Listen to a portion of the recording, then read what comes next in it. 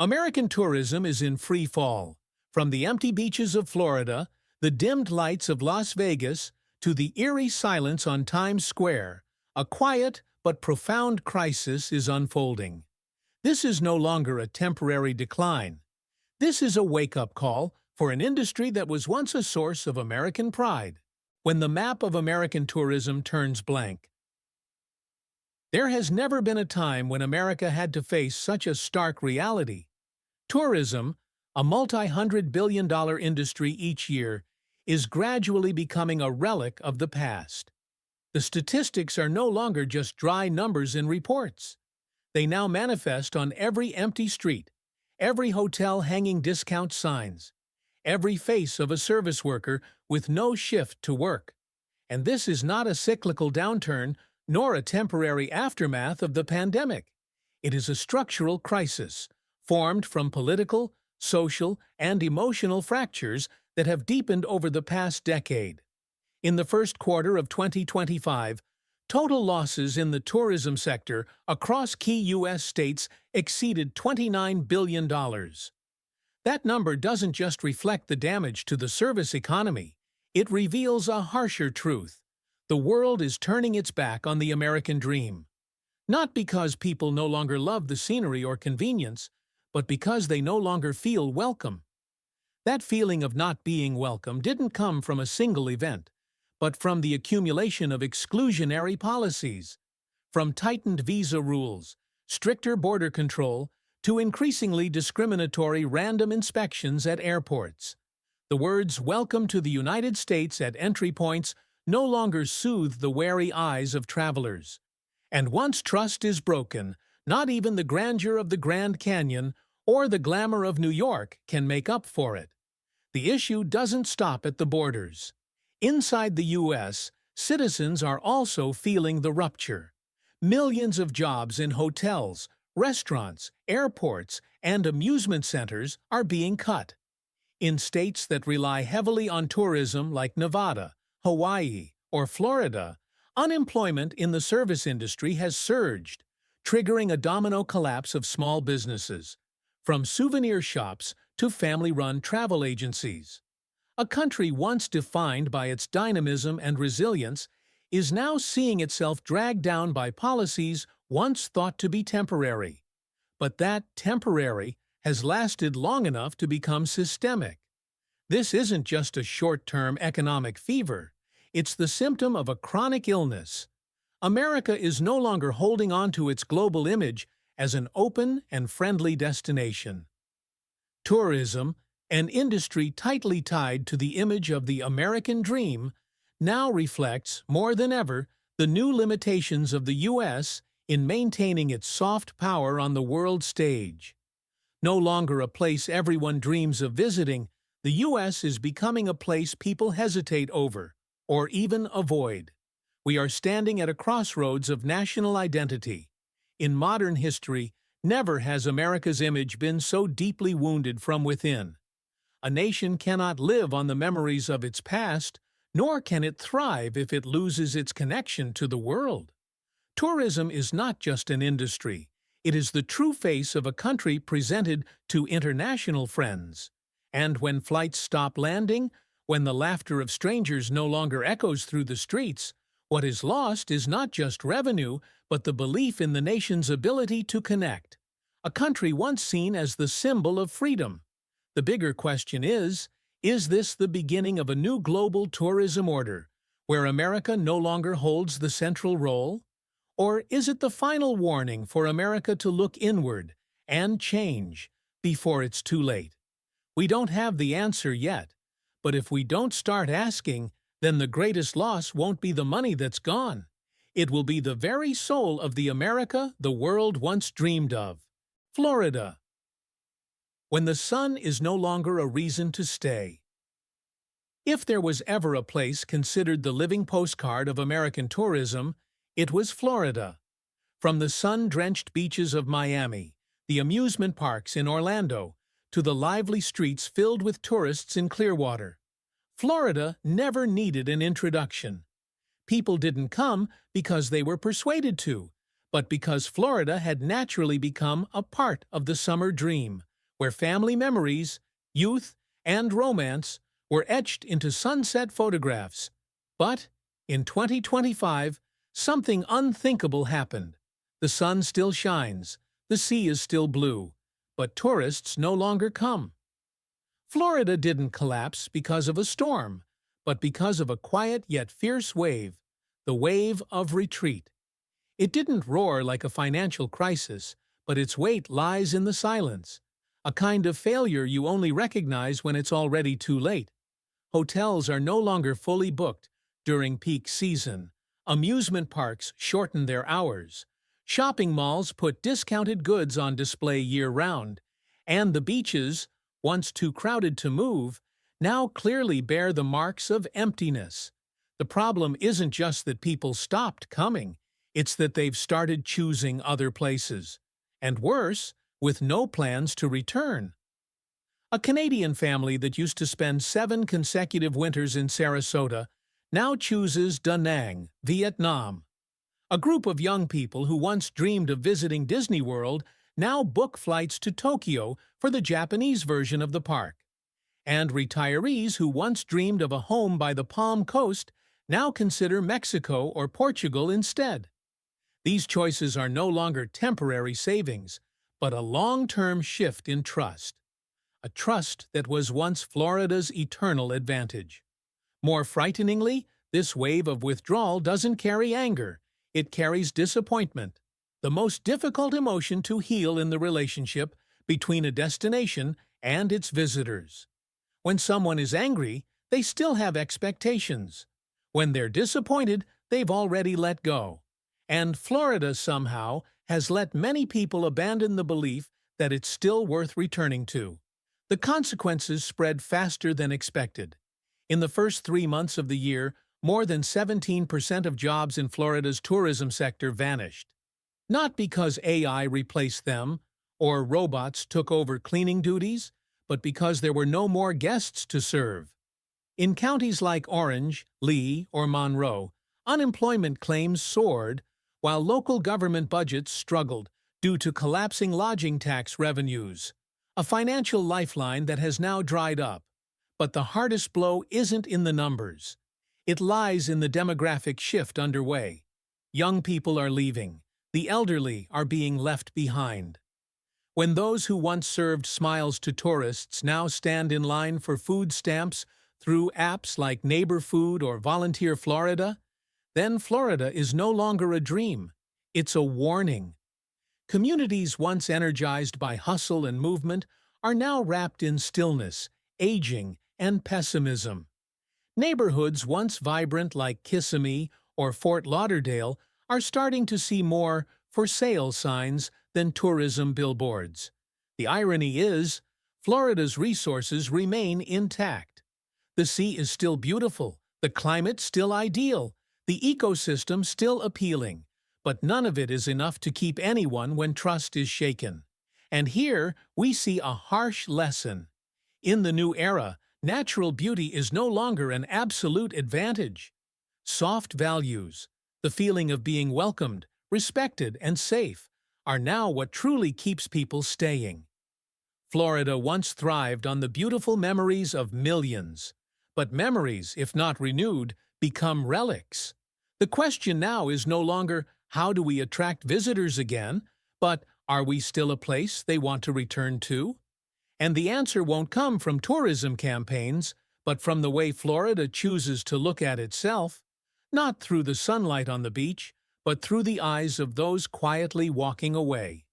If a state once considered the symbol of American tourism is fracturing from the loss of emotional connection with its visitors, what will happen to places that never had Florida's dazzling advantages to begin with?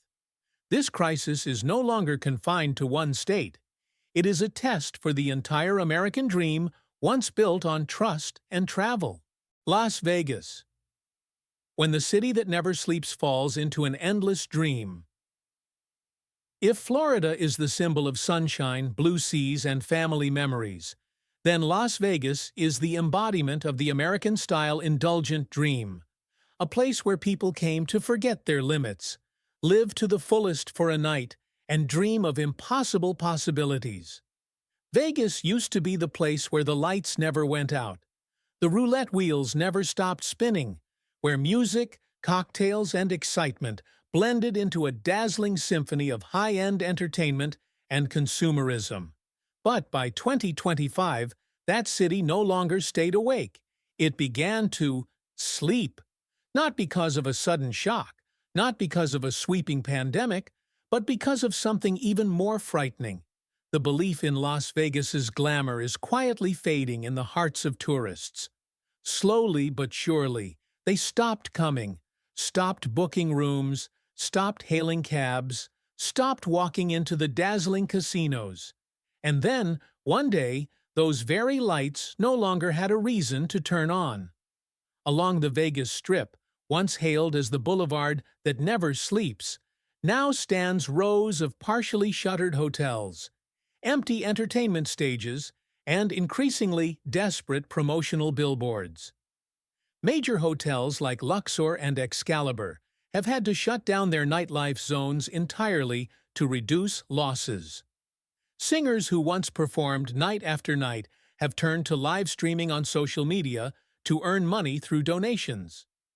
Taxis line up with no passengers, and bartenders, once the heartbeat of never-ending parties, now sit behind the counter like somber witnesses to a dream slowly unraveling. This isn't the first time Las Vegas has faced hardship, but this time is different, because the root cause isn't just an economic crisis, it's a fundamental shift in how the world sees America and Vegas itself. In an era where experience is replacing spending, a city built entirely around consumption and indulgence has become outdated.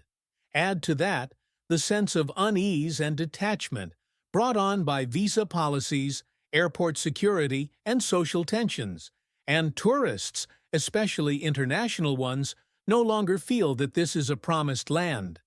The numbers say it all. More than 65% of Las Vegas's GDP comes from tourism and entertainment. In the first half of 2025, the unemployment rate in this sector rose by 23%. Over 40% of hotel bookings on the Vegas Strip were canceled. Billions of dollars in revenue evaporated, leaving working-class families unable to afford their rent. Those working in lighting, sound, and housekeeping, once the backbone of this glamorous industry, now scramble for jobs on Upwork, Fiverr, or apply for emergency aid. But not everyone knows how to transition from a live stage to an online platform, especially those who've spent decades in the field. Mr. Richard Clevet, owner of an inn that welcomed Canadian tourists for 35 years, bitterly shared, "At one point, I thought I should rename our reservation office to the cancellation office." What sounds like a sarcastic joke actually reflects the genuine sentiment of those who've made Vegas their life. They haven't left the city, but the city, slowly, day by day without visitors, has left them. A few local organizations like Nevada Grant Lab and Artists Now have tried to rally short-term support for unemployed performers, but the scale is still far too small compared to the damage. Platforms like Chime and SoFi are mentioned as financial aid tools, but for those without stable income, borrowing isn't a solution. It's a looming burden. And then the painful question emerges. What happens to a city born to entertain tourists when tourists no longer come? Vegas has no manufacturing base, no tech hubs, no prestigious universities to retain the youth. It has only lights, stages, and the belief that someone will always come to watch. But once those lights go out, who will turn them back on? Maybe Las Vegas will rise again, as it once did. But what needs to be placed on the table now isn't expectation, it's confrontation. A confrontation with the reality that glamour is no longer enough without trust. Vegas used to be the place where people came to escape reality. Now, it's being forgotten by that very reality. And if a city as dazzling as Las Vegas can fall into a permanent slumber, then that means No place on the American tourism map is untouchable. Hawaii, when paradise becomes a distant memory. In the minds of millions around the world, Hawaii was once the symbol of absolute serenity. A place where time moved slower, smiles lingered longer, and every wave seemed gentler, as if nature itself knew how to soothe the soul. From the white sands of Waikiki, the hula dances by luau firelight, to the grandeur of Mauna Loa volcano, Hawaii wasn't just a destination. It was a promise that the world still had space for peaceful dreams. But by 2025, that promise is gradually turning into a memory. And memories, if not sustained, will drift away with the tide. The collapse of tourism in Hawaii didn't come with a bang. It was quiet, like the very rhythm of life in these islands. International flights were cut. Tour groups from Japan, South Korea, and Australia, once the backbone of Hawaii's economy, no longer appeared along the beaches or in the shopping centers of Honolulu. Even domestic travelers began abandoning the 5-hour flight across the Pacific, deterred by high costs, unease, and an unstable economy that turned paradise into a luxury. The issue doesn't lie in Hawaii's beauty. The scenery here remains as breathtaking as postcards that never fade. The issue lies in the gap between emotion and reality. Tourists don't just seek scenery, they seek a feeling, to feel welcomed, connected, safe. And it is the rupture in that feeling that has turned Hawaii from a global icon into a destination people hesitate over or exclude altogether. The cold numbers don't lie. Tourism revenue, which accounts for more than 21% of Hawaii's GDP, has dropped by nearly 50% in just the first half of 2025.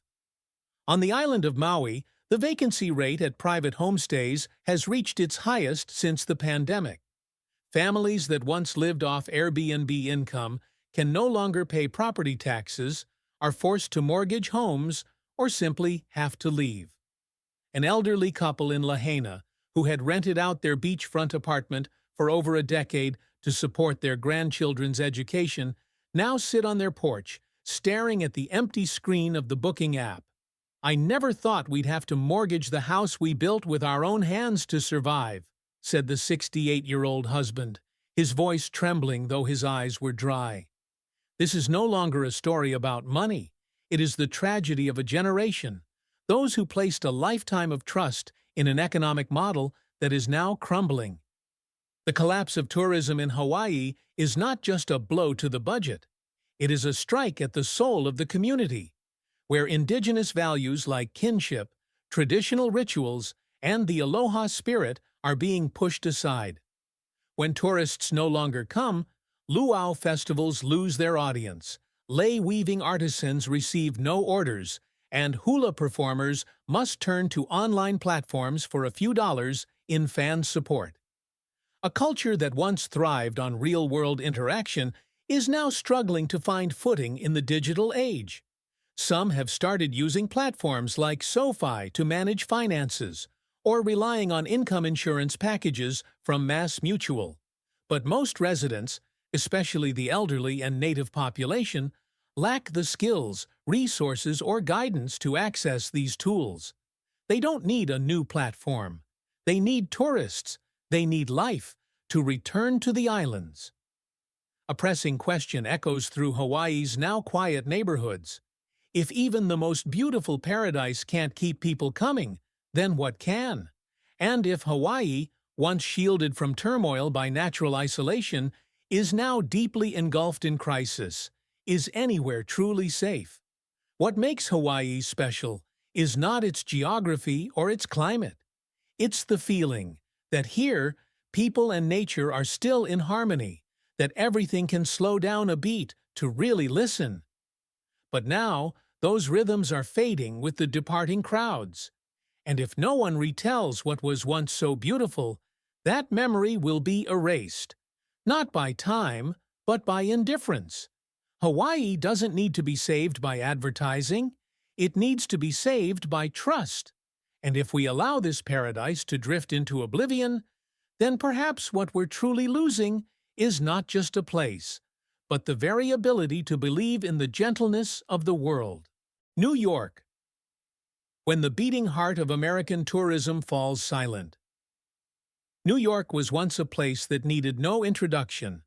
Like a main character in countless films, songs, memories, and dreams, this city has always stood tall in the minds of anyone who ever thought about America. Freedom, movement, opportunity, three heartbeats tied to the Statue of Liberty, the glowing lights of Times Square, the bustling footsteps on Fifth Avenue, or the vibrant sounds of Central Park on a Sunday afternoon. But by 2025, that heartbeat is fading. The city that never slept is now falling into a strange, unsettling silence. And if you ask why that is more frightening than anywhere else, the answer lies in the symbol itself. New York is not just America's city. It was once the business card of Western civilization. The collapse of tourism here is not simply the loss of a few million visitors. It's the destabilization of an ecosystem that lives on global connectivity. A network where, if one link breaks, the entire structure tilts. In just the first 4 months of 2025, revenue from New York's tourism and service industries dropped by as much as 38% compared to the same period last year. The double-decker bus tours around Manhattan are now nearly empty. Museums that used to be packed, like MoMA or the Met, have shortened their opening hours. Midtown, the once bustling heart of the city, now has long rows of vacant storefronts, even though rental prices have dropped nearly 20%. But even at lower prices, no one dares invest in a city whose tourists have vanished like the fading smoke of an old dream.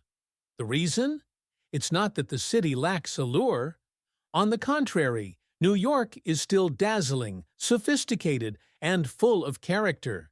But what has disappeared is a feeling that once pulsed through the city, that in New York you would never be alone in a crowd, that every street corner had a story waiting to be heard. Now, that crowd itself has faded.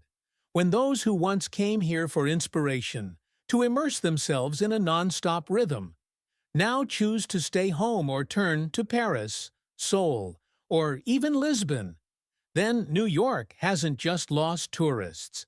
It is losing the very identity it once used to define itself to the world. By the end of April, more than 12,000 jobs in tourism, hospitality, and service had been cut in Manhattan and Brooklyn. The streets that once echoed with live music, street performances, and the iconic honking of cabs now resonate with an eerie emptiness. Notably, many affected workers don't qualify for long-term assistance. Although platforms like Acorns, Chime, and the city's small business support centers have launched various aid packages, most serve only as stopgaps. And in a city that runs like a river, where standing still means death, stagnation has begun to erode the foundation. But it's not just about livelihood. The deeper pain is the loss of spirit. When tourists no longer stand under Times Square's rain of lights, no longer pause to hear an unknown saxophonist play old jazz tunes in Central Park, the city doesn't just lose its noise, it loses what once gave it life. People. Some independent artist communities are trying to turn the tide by connecting with art lovers through Patreon, organizing free outdoor performances to keep the city's spirit alive. But in reality, most audiences have now shifted to consuming entertainment through screens. A small Broadway show, once hunted by international fans, now has to close early because it can't afford to pay staff. And New York, once the world's greatest stage, is slowly drawing its curtain. The question is no longer, when will tourists return, but will they even remember to return? When a city lives through the memories of those who've walked its streets, losing tourists also means losing its collective memory. The bridges that once connected the world to New York haven't been destroyed. They're being forgotten. And if even New York, the place that once taught the world how to dream big, is being left behind, then what still holds America at the center of the global emotional map? Perhaps this is no longer a crisis of tourism alone. This is a reminder. The presence of a city doesn't lie in the height of its skyscrapers, but in the gaze of those who still want to find their way back. And when that gaze no longer turns here, New York does not collapse, but it is losing the most important thing, its reason to exist in the world's memory. Tennessee and Louisiana. When even music can't save a city. After the bright streets of New York and the silent casinos of Las Vegas, the collapse of American tourism continues to lead us to places once thought to never know silence, cities that live on music. But in 2025, even melodies can't hold on to tourists' hearts. Tennessee and Louisiana, two states once renowned for country, blues, jazz, and street festivals, are witnessing something never seen before. When the last notes echo, no one is there to listen. In Nashville, the music capital of America, where Broadway nights once stretched until dawn, bars overflowed with singing and strumming, now only shuttered wooden doors remain on a gloomy Tuesday afternoon. Live music venues, once hosting 4 shows a day, now dare to open just 1, sometimes without enough of an audience for a singer to even step on stage. CMA Fest, Bonnaroo, festivals that once drew hundreds of thousands of music lovers from across the U.S., have been postponed, downsized, or outright canceled due to poor ticket sales. It's not that people no longer love music. It's that they no longer have a reason to board a flight, book a hotel room, and spend money on a weekend escape from reality. Because that reality, with rising costs, economic instability, political polarization, is pushing Americans back toward basic needs over emotional experiences. And tourism, art, music, all the things once considered the soul, are being shelved like luxuries. The consequences don't stop at empty seats in theaters. They reach individuals, independent artists, sound technicians, backstage crew, all falling into unemployment. In Tennessee, applications for entertainment industry aid have doubled compared to the same time last year. Artists are forced to find other means to survive, from live streaming on Patreon, sharing music on Ko-fi, to selling merchandise online to maintain connection with fans. But no matter how many likes they receive, the feeling of standing before a real audience remains irreplaceable. To the south, Louisiana, especially New Orleans, is in a similar state. The city once famous for Mardi Gras, Jazz Fest, and endless parades down Bourbon Street now lies eerily quiet. Street bands, the soul of the French Quarter, no longer appear nightly. Shops selling masks and festival costumes have shut down.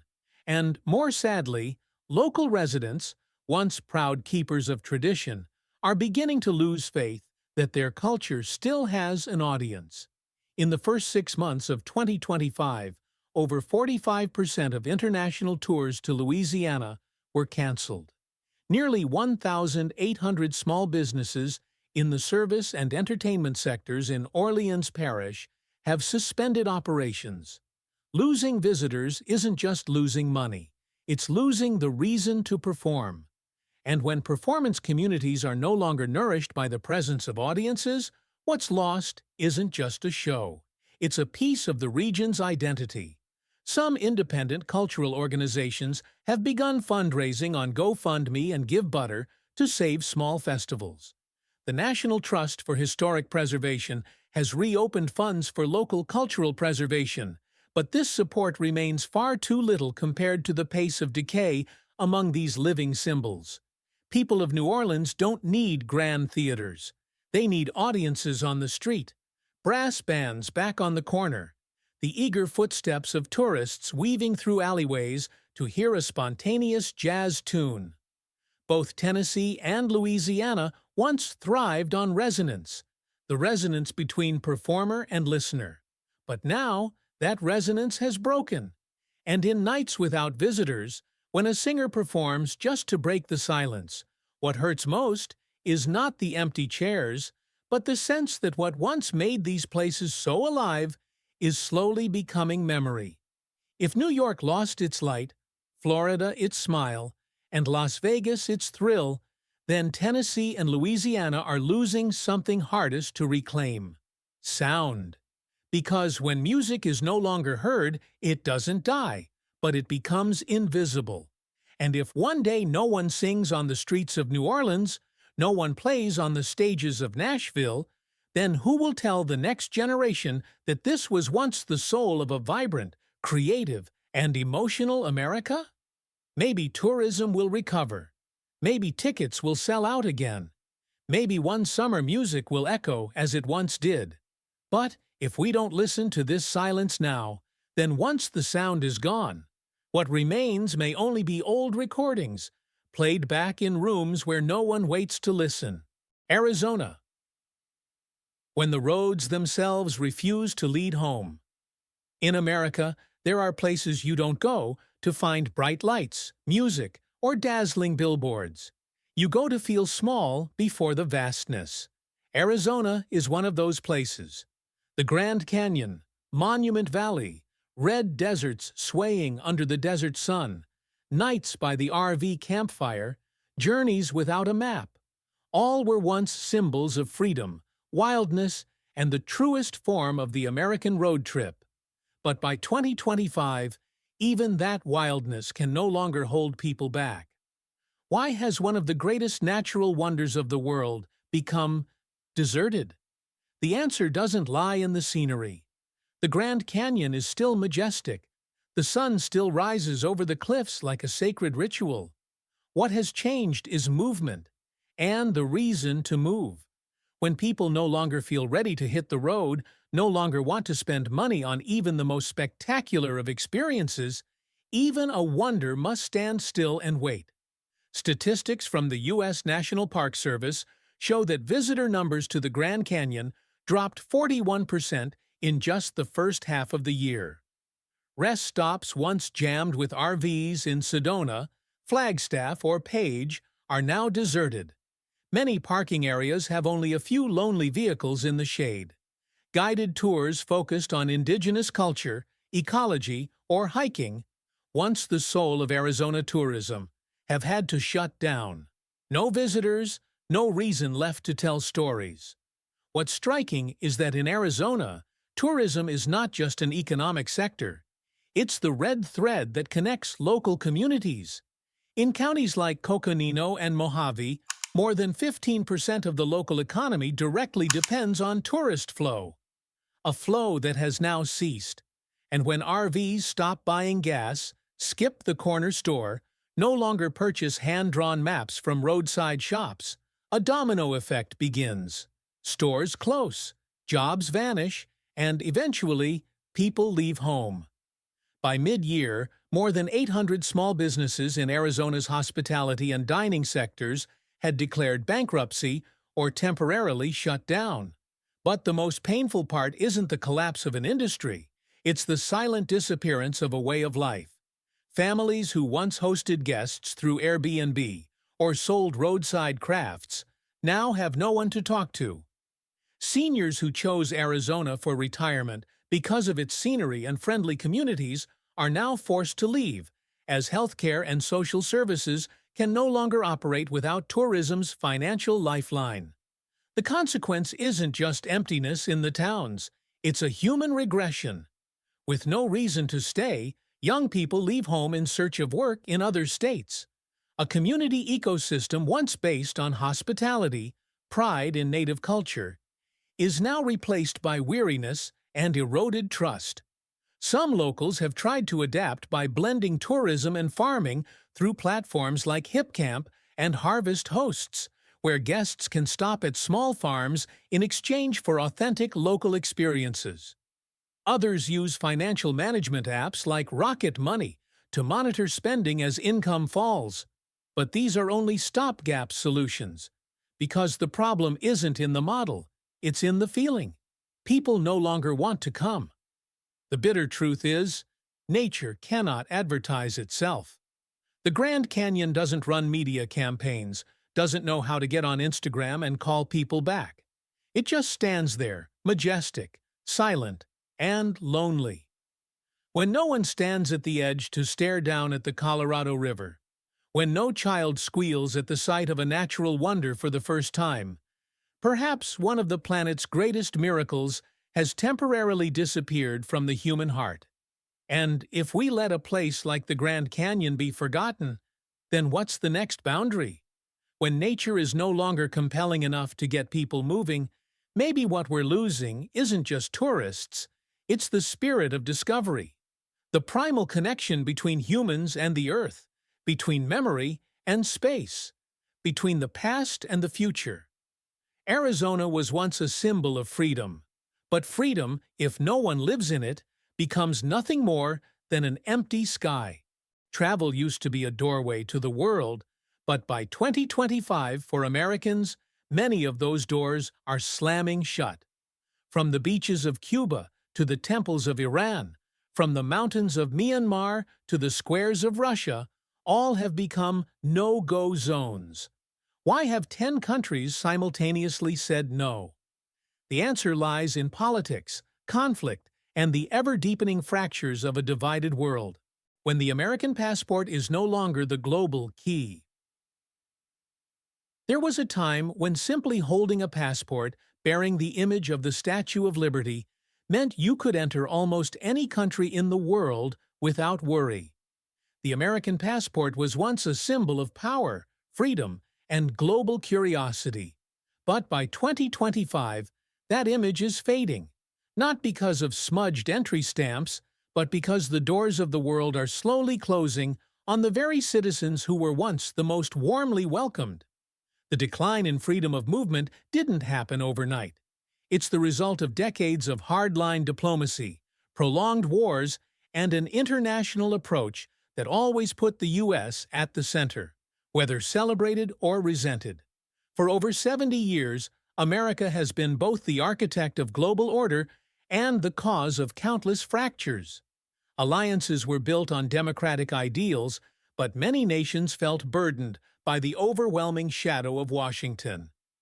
By 2025, what once occurred only in United Nations debates or G7 summits is now playing out clearly at airport check-in counters. A growing list of countries no longer accepts American citizens, and it's not because the U.S. has grown weaker. It's because the world has begun learning how to push back. North Korea, the first name on the list, comes as no surprise, but the core of the story isn't that the country is always closed, but that it chose the year 2024 to make a symbolic statement. Americans are not welcome. This wasn't simply the decision of an isolated state. It was a political response to years of sanctions and Western attempts at control. As the U.S. increased pressure on Pyongyang's nuclear program, the answer didn't come from the negotiation table. It came from the border. No tickets issued from the United States.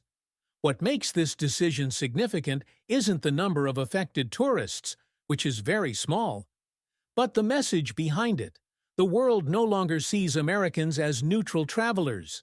They are labeled by a history of military intervention, intelligence operations around the globe, and a long-held belief that where Americans go, things change in the way they want. For countries like North Korea, controlling who enters and exits is central to preserving identity, power, and sovereignty. And the American passport, a symbol of an ideology, is now the first to be restricted. But the issue doesn't stop with North Korea.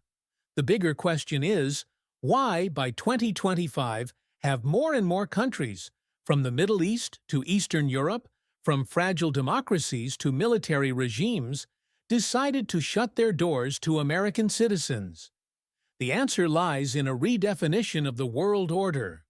While the U.S. struggles with internal divisions, political instability, and waning trust from its allies, many nations are seeking a new balance of power. By distancing themselves from American influence. Banning Americans from entry isn't just a security measure. It's a diplomatic move, a way to assert a stance, send a signal to the world, and sometimes to rally internal unity by choosing an external target as psychological leverage. From that ban comes a reverse ripple. Travel companies pull out of markets, flights get canceled, global tourism revenues drop, and people, both American and local, lose one of the most valuable opportunities: to understand and to be understood. In this context, a country banning American citizens is no longer the exception. It's the sign of a trend. The world is learning to say no to the old power. And those Americans holding what was once the world's most powerful passport must now face a new reality. They are no longer universally welcomed global travelers. They are citizens of a country being re-evaluated, questioned, and in some cases, rejected. This isn't just about tourism. It's a geopolitical equation that America and the entire world must now solve, with footsteps that are increasingly restricted. Russia. When the cold no longer comes only from the weather. If North Korea closes its doors in the shadow of isolation, then Russia does so under the spotlight of the global stage, with all the openness, coldness, and calculated moves of a carefully orchestrated political chess game. The ban on U.S. citizens entering in 2024 is not just an ordinary administrative order.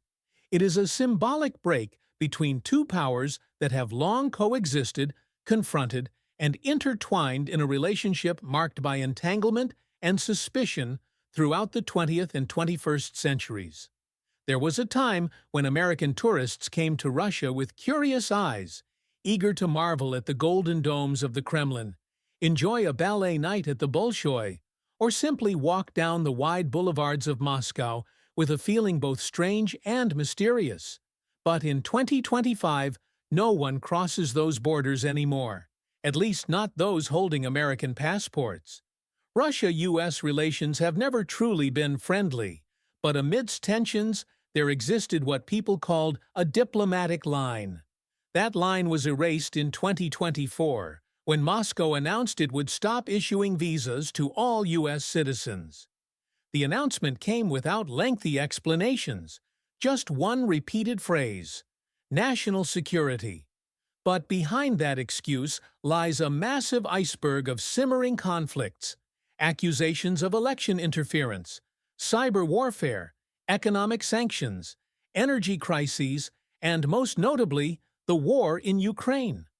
The biggest fracture that shattered every remaining diplomatic effort. As the U.S. provided military and financial aid to Kyiv, and Russia declared it would push back Western influence, the rejection of American citizens was no longer a defensive move. It was a clear political message. We do not need your presence, in any form. What's more striking is that Russia didn't just ban specific groups, like journalists, diplomats, or NGOs, but everyone. Americans wanting to revisit places their grandparents fled after the World Wars, hoping to trace ancestral roots in the Caucasus, or simply admire the Winter Palace in St. Petersburg, were all flatly denied. Personal dreams swept away by political storms they didn't create, and that leaves a quiet wound in many hearts. Many Russian Americans have expressed disappointment, even heartbreak. Born in California, raised in Texas, but still speaking Russian with their grandmother every night over Zoom. And now, they can't fly to a place that's just one plane ticket away, a red line they cannot cross. The impact isn't only on tourists, but on Russians themselves. In 2023, more than 300,000 Americans visited Russia, contributing hundreds of millions of dollars to the tourism industry. With the ban, service sectors in Moscow, St. Petersburg, Kazan, and Sochi have had to pivot to Asian or Middle Eastern markets, promising but not yet able to fill the cultural gap left by Western visitors.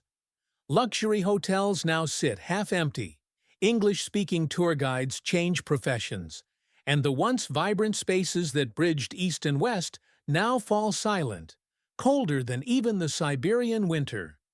But deeper still is the growing sense. America's retreat from parts of the world map didn't come from their own choice, but from the rejection of those who once viewed them with wary eyes. Russia didn't ban America because America is weak. Russia banned America because it no longer accepts an international order centered around the U.S. In that context, Americans are not just restricted in movement. They are stripped of the right to observe the world from within. They become outsiders, reading news about a distant Russia, a place they once thought they'd return to someday. And perhaps the most concerning thing isn't losing a travel destination. It's losing a channel of dialogue, a chance to understand one another, a sliver of light in the darkness of global conflict. When Americans are no longer allowed into Russia, and Russians no longer want them there, then silence will no longer be a foreign policy. It will be the new normal. Iran. When ancient pathways turn into political crossroads. If Russia closes its doors with the coldness of strategy and power, then Iran withdraws in silence, like a gatekeeper of history, long accustomed to being viewed with suspicion. The ban on American citizens entering in 2024 did not come as a shock, but it did make the world pause and reflect. Why would a country carrying 1,000 years of civilization, a nation that once rolled out red carpets for Western visitors in the ancient bazaars of Isfahan, now tighten every entry point as if trying to erase all traces of one nation, the United States, from its soil? No other country in the Middle East has a more complex relationship with America than Iran. It's not just a political standoff, it's a series of fractured memories. From the 1953 U.S.-backed coup, to the 1979 hostage crisis, to numerous rounds of sanctions, nuclear negotiations, broken promises, and shattered trust. For Iran, every handshake with the U.S. is a deeply divisive internal debate, and every sign of concession can become a pretext for hardliners to tighten their grip on power. So, when relations between the two countries hit one of their lowest points in 2024, with escalating disputes over nuclear programs, pressure from new sanctions, and ongoing cyber attacks, Tehran's decision to ban American citizens was no longer a reactive measure, but a declaration. We will not let you in, both literally and symbolically. For many Americans, especially those who once dreamed of visiting Persepolis, dining in a historic house in Shiraz, or wandering through the luminous mosques of Qom, this is a cultural loss that cannot be easily replaced. Because Iran is unlike any other place. It's where you can touch marble etched with the names of kings from 2,500 years ago, and a few hours later be listening to Hafez's poetry in a garden scented with pomegranate blossoms. What makes this ban particularly heartbreaking is that Iran is not only beautiful, it has also been more welcoming to American visitors than people realize. Many Americans have shared stories of the astonishing hospitality of Iranians, warm handshakes, and the phrase, "Welcome to Iran," echoing on every street corner. But now, instead of that greeting, there is an invisible wall of politics, dividing gazes, stifling understanding. The impact of the ban goes beyond tourism. It chokes off people-to-people exchanges that once helped ease tensions between the two nations. From educational programs, academic partnerships, to cultural and humanitarian exchanges. Professors who dreamed of lecturing at the University of Tehran, American researchers wanting to study Shia Islam at its intellectual center in Qom, all are now denied access. And in that picture, science, culture, and human connection once again become hostages of politics. Inside Iran, the absence of American visitors also leaves a quiet void, not just of money, but of outside perspectives, of being heard by others, of telling one's own story without the Western lens. Iranian artists who once relied on international galleries now must shift to domestic markets. Tourism workers in Yazd or Kashan, once vibrant with English conversations, now hear only the wind and the sound of sun-baked bricks. On the other side, Americans also lose the chance to see Iran beyond the news headlines. Not through the images of the axis of evil, radical Islam, or nuclear reactors, but through hijab-wearing mothers kindly offering tea, through outdoor weddings with old Gugush songs, through bronze-colored sunsets over the Lut Desert. And that's why Iran's decision to ban Americans is not just the act of a tense nation. It is a defensive reflex of a people long exhausted by being misunderstood, sanctioned, and cut off. And in that empty space, dialogue no longer exists. Only imagined versions of each other shaped by outdated stereotypes. Will the door open again someday? Maybe, but if not, then the walls dividing Iran and the U.S. will not only be policy, they will become gaps in memory and perception. And eventually, a generation of Americans will grow up never knowing Iran, except for two words: off-limits. Cuba. When salsa notes turn into political silence. If Iran is a land of ancient roads shadowed by nuclear tension and suspicion, then Cuba is an unfinished melody, a tune that once nearly came back to life, now silenced once again by the screech of politics and prejudice. In 2024, when the Cuban government announced a ban on American tourists, it wasn't just the closing of a border, it was the folding shut of a chapter of hope opened less than a decade ago. For Americans, Cuba isn't a geographically distant destination. It's just over 150 kilometers from Florida. But politically, that distance spans generations. Since the 1959 revolution and events like the 1962 missile crisis, prolonged trade embargoes, and decades of systematic anti-Americanism, Cuba became a symbol of ideological resistance during the Cold War era. Resilient, fierce, and at times, alone. Yet within that seemingly unchanging space, there was once a soft moment. In 2016, under the Obama administration, the two countries re-established diplomatic relations after more than 50 years of frozen ties. The first commercial flights resumed, embassies reopened, and Americans who had only read about Cuba in books could now see Havana with their own eyes, a city aged yet beautiful, like a forgotten dream. The pastel-colored vintage cars, the sound of Tres guitars on street corners, the old men playing dominoes in courtyards, all became symbols of an open, human Cuba. But that hope didn't last. The U.S. government later reversed course, reimposed sanctions, restricted financial transactions, and returned Cuba to the list of state sponsors of terrorism. In Havana's eyes, this wasn't just a turning of the back, it was another round of imposition, suspicion, and a shove back into defensive mode. So in 2024, Cuba responded not with words, but with action, ending the reception of tourists carrying U.S. passports. For Cubans, it was a bitter decision. Tourism isn't just a source of income, it's the lifeblood that sustains the island amid chronic shortages. The absence of American tourists, those who once brought cash, medicine, gifts, and empathy, left many Cuban families without a livelihood.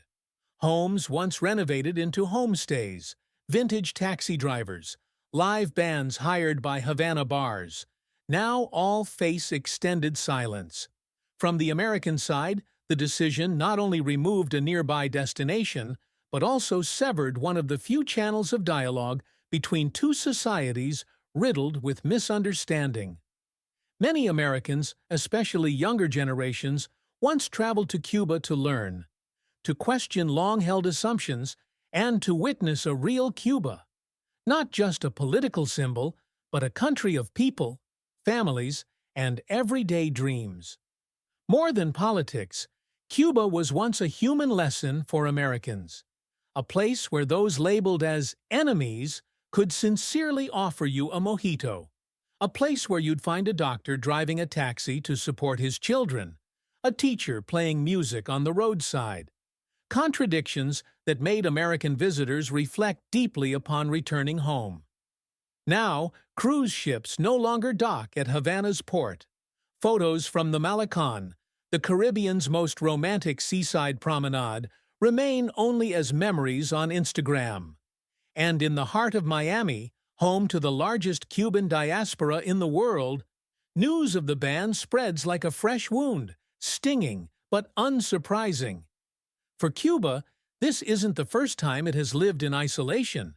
But what makes the present moment different is that it once tasted the light, and now must return to darkness. For Americans, losing Cuba isn't just losing a travel destination. It's the loss of a chance to break the cycle of confrontation, misunderstanding, and stereotype. The question is, when can a cut-off song begin to play again? Will there be a day when salsa music rings out once more to welcome guests at Jose Marti International Airport? No one knows for sure. But until then, Cuba, with all its beauty, contradictions, and historical depth, will still be there, waiting for the door to open again. And maybe next time, the one knocking won't come for political reasons, but simply because they want to understand. Venezuela. When green forests become political borders. No crisis in South America has sparked as much controversy and international division as Venezuela. A country once called the oil jewel of the region has now become a symbol of the collapse of an entire economic system and of self-imposed political isolation. In 2024, when the Caracas government officially issued an entry ban on American citizens, it wasn't simply a reactionary move. It marked the end of a diplomatic chapter steeped in sanctions, suspicion, and broken trust that had lasted more than 2 decades. Unlike Iran or Cuba, where confrontations with the U.S. played out in clearly defined ideological spaces, Venezuela's story is more complicated and more tragic. Once boasting the highest per capita GDP in the region, free healthcare, gasoline cheaper than water, and one of the highest literacy rates in Latin America, Venezuela collapsed not due to war, but because of a spiral of inflation, policy failures, and the paralysis of an entire state apparatus. In that context, the U.S. was no longer a distant friend, but a close rival, through sanctions, support for the opposition, and countless efforts to reshape the country's political future. The 2024 travel ban came as a final checkpoint after years of warnings, tension, and severed ties. The Nicolas Maduro government, long accusing the U.S. of meddling in Venezuela's politics, declared that barring American citizens was necessary for national security and the integrity of sovereignty. In reality, this move was a clear sign of a nation tightening the protective circle around an increasingly fragile seat of power. But behind that decision are thousands of lives divided, from Venezuelan American citizens wanting to visit family, to oil engineers once stationed in Maracaibo, to humanitarian volunteers bringing medicine and hope. All are denied, not because of any wrongdoing, but because they carry the wrong passport at the wrong time. Borders now are not just rivers, mountains, or checkpoints, but the navy blue passport cover. We must also mention the NGOs that have long tried to keep ties with Venezuela, despite all risks: vaccination teams, food aid experts, UN missions monitoring the distribution of relief supplies. Many included Americans, and now they are entirely excluded from the scene, meaning Venezuela has lost part of its capacity to rescue itself from within. For American travelers who once hoped to explore Venezuela, this is a loss hard to quantify. Few know that this country holds some of the planet's most breathtaking natural wonders. Angel Falls, the world's tallest waterfall, the cloud forests of Gran Sabana, the turquoise beaches of Los Roques, and mighty plateaus seemingly forgotten by time. Venezuela is not just a crisis, it is a forgotten beauty. And now even the chance to witness that forgotten beauty has been completely blocked. Right in the heart of Caracas, a capital once buzzing with colonial architecture and bohemian-style cafes, hotels that used to welcome Americans have closed their upper floors, downsized staff, and turned to local marketing or tourism from Russia, Iran, and China. Signs reading "Aceptamos dólares" that once signaled welcome have been replaced with "Solo pago móvil." Flight maps showing routes to New York, Miami, and Houston now gather dust in shuttered travel agencies. But perhaps the saddest truth is this: no one is surprised anymore. Venezuela being cut off from the U.S. travel map no longer causes the shock it once might have, because the world has grown used to bridges becoming fractures. The feeling of isolation for both Americans and Venezuelans has become the norm. And so only one question remains: when will both sides stop seeing each other as enemies and begin to see each other as people? Because if that doesn't happen, then it's not just borders that will remain closed, but the very best parts of what once connected the two nations will be forever forgotten in the shadows of politics and poverty. Libya. When question marks on the map become bans without reason. There are countries that disappear from travel lists, not because they close themselves off, but because they have shattered into pieces that cannot be reassembled. Libya is one of them. In 2024, when the interim government in Tripoli, which controls only a small portion of the territory, issued an entry ban for U.S. citizens, hardly anyone was surprised. But this was not a routine decision. It was the sigh of a nation sinking deep into crisis, no longer able to hold on to anything, not even hope from the outside. Unlike Cuba or Venezuela, where bans carry political confrontation tones, Libya does not ban because the U.S. is an enemy.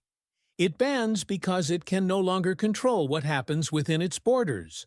A once prosperous country with the highest living standards in Africa is now fragmented under the control of armed groups, religious militias, mercenaries, and self-proclaimed governments. In this chaos, the presence of U.S. citizens, whether tourists, journalists, aid workers, or diplomats, becomes a dangerous burden rather than support. Since the death of leader Gaddafi in 2011, Libya has never truly had a unified government. In the years that followed, the country continuously became a battlefield for civil wars, power struggles, and international interventions. The U.S., as an external force, has been involved in diplomatic efforts, counter-terrorism campaigns, and airstrikes, but also as a subject of suspicion, hatred, and sometimes a pretext for extremist groups to justify kidnappings or attacks. Therefore, when the 2024 ban was issued, it was not just a defensive move. It was Libya's way of telling the world that it could no longer ensure safety, even for its own people. And for Americans, they became the most flammable flag in any power struggle among armed factions occupying areas from Benghazi to Saba. Perhaps few remember that Libya once had unique cultural heritage. The ancient city of Leptis Magna, with majestic Roman ruins in the desert. The Mediterranean coastline, stretching with crystal-clear waters. Ancient Berber villages carved into mountainsides. Many scholars, archaeologists, and American tourists were once passionate about exploring the glorious and multi-layered past of this land. But all has now sunk into the sands. The relics that once testified to East-West exchanges are now abandoned, destroyed, or controlled by unidentified armed groups. Worse, Libya is now not just a failed state, but a blank spot in all global support systems. No direct flights from the U.S. No embassy. No international aid agency maintains a long-term presence. In a world where technology can take you anywhere in an instant, Libya has become a black dot. Not because it's far, but because it's too dangerous to approach. Wikipedia. Behind this is the tragedy of Americans who once had ties to Libya. Volunteer doctors who participated in humanitarian programs in Misrata. Journalists who followed the collapse of a regime and hoped to witness reconstruction. American veterans who once fought here and carry post-war trauma about a land that never stabilizes. Now, they can only watch from afar, as the place they once set foot in spirals downward uncontrollably, unable to do anything. The question is not when Libya will reopen to U.S. citizens, but when Libya will have enough unity to have the authority to close or open any door. Because today's ban is not just a sovereign decision.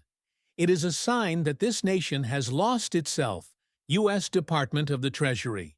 And while the world continues to talk about geopolitical no-go zones, Libya is where that becomes the harshest reality. A land that can no longer control who enters, so it chooses to let no one in. Especially those with U.S. citizenship, who represent support, oversight, and sometimes intervention. A passport that once opened every door now becomes a dangerous sign in a land without law. Libya is no longer a place to explore.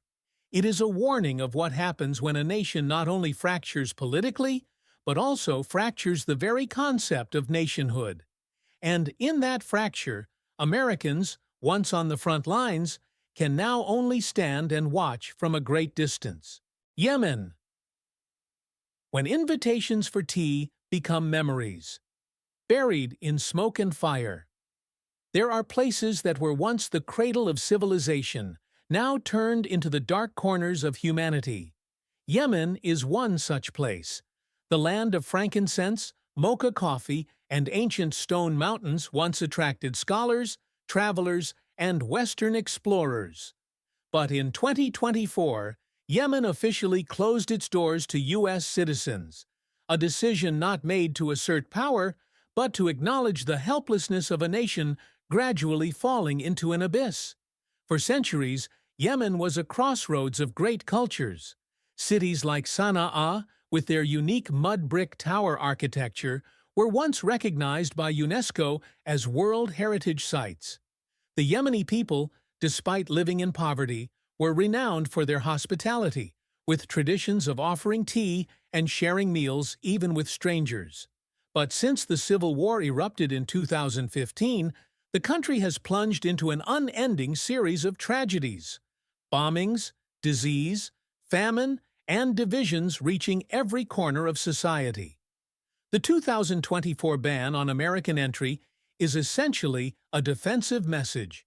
We cannot protect you, and we cannot allow you to become a pretext for further fueling the flames of war.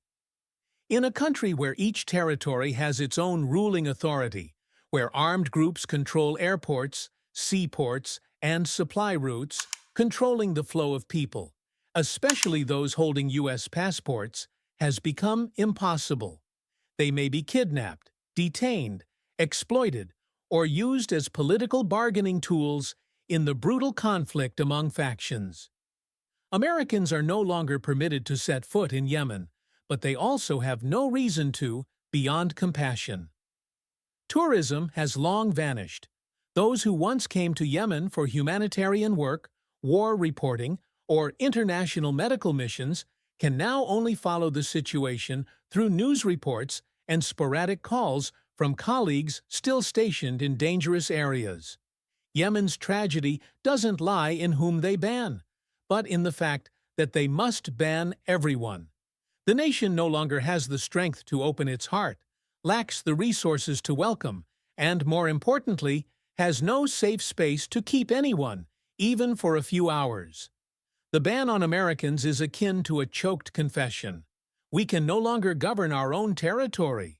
For many Americans who have been to Yemen, especially during the post-9/11 period when the country was seen as a secondary front in the war on terror. This is a personal loss. Many veterans, doctors, and social activists still vividly remember the faces they once helped. The villages nestled in lush valleys where children played amidst ruins as if there were no war. But now, if they return, they may never come back. One cannot ignore the pain of the Yemeni American community, especially in cities like Dearborn, Michigan, or Brooklyn, New York, where many immigrants from this country reside. They witness their homeland sinking into violence, while the U.S. government, where they now live, is seen as a party involved in the chaos. The ban on traveling to Yemen also means they cannot return to bury their fathers, visit their mothers, or simply set foot on the land that gave them birth. Yemen was once a promised land, not a promise of wealth, but a promise of a more humane, profound, and culturally rich Middle East than what the news often portrays. But all that now exists only in memory. The tall mud brick houses have collapsed, the mocha coffee trees broken under the rain of bullets, and the invitations for tea, once a symbol of hospitality, are now forever silenced by the sound of bombs. Americans no longer come to Yemen, not because they don't want to, but because Yemen is no longer a place that can receive anyone. That ban is not a security barrier, but the end of the concept of being welcomed in a country once proud of its hospitality more than any other resource. And that is the most heartbreaking thing.